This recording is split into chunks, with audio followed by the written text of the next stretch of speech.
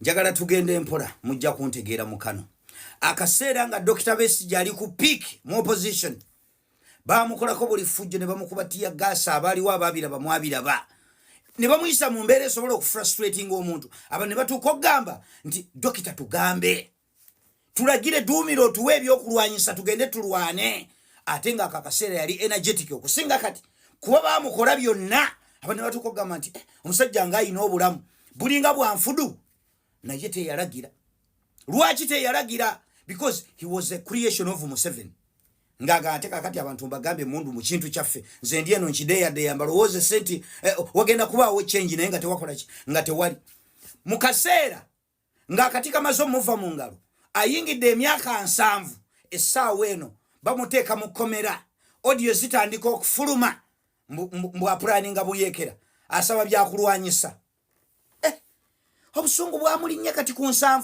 lulinga akyali energetic nga akyali mu oluvubuka obusungu obwe yabutereka wabukumye kati nga katika mazo muva mu ngalo nga bamaze okutegeera nti ekintu kyabwe kibagendako n'abazungu bamugambye Museveni bamugambye nti gwe ssebo ku ballot tokomawo ebibadde bigugulanya mutabani we ne ambassador mubadde mubiraba mutabani we ya tweeting anaga nti tewaliwo civilian ejja ku taking over nga tata wamaze okuva mu buyinza kati sawe nga bamaze okulaga nti abazungu bamaze okumulaga nti mukulu todda balabe ekintu kibava mu ngalo kati katuleeta omulwanyi waffe ensi gwe yakkirizaako yababeerawo abajiga bambayinza otugamba lwaki temuva ku Dr. Besigye nammwe ne mukola ebya mwenedda tetuyinza muvaako lwaki tetuli mu kulwanyisa mu Museveni yekka tulwanyisa mu Museveni system ye kuba yasobola okuvaawo asobola okukeera enkya n'atakeesa system ye ebadde etubonyabonya nesigala ng'ekola ki ng'esigaddewo ng'ekyatambula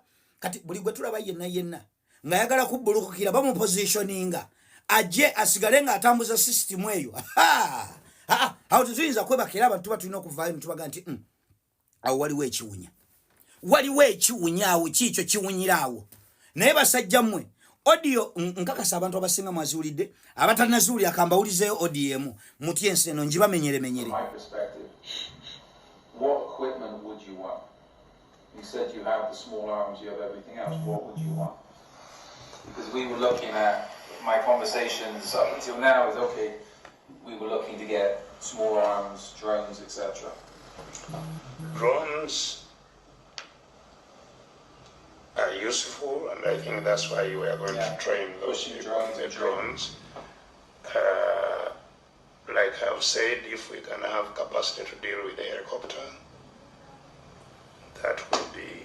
Drones and basic anti-air. Yeah. The stuff's available, but it's just expensive, and it's... Drones are cheaper than anti-air.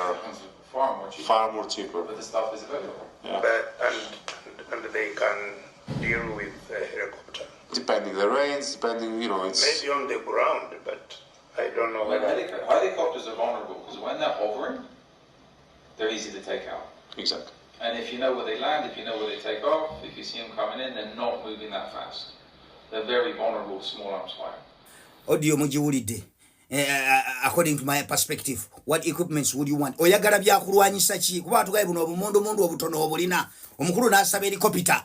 Audio gye yafunikidde nga helicopter ziri vulnerable ezo nyangu za kuba. Naye kakati njagala nkugambe mu Uganda gwawulidde audio eyo ne yawulidde ku audio zendala. Abantu olwaleero bagenda mu pate ne baga nti esimu muzireke wabweru bano bapulaninga nteekateeka ya kuyekera ggwanga mu meeting mulimu ayina essimu alicodinga. Can it happen?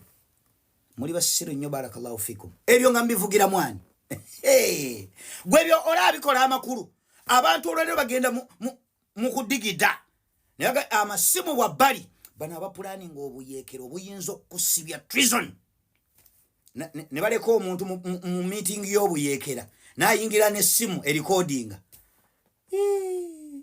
olwaleero Dr. Besigye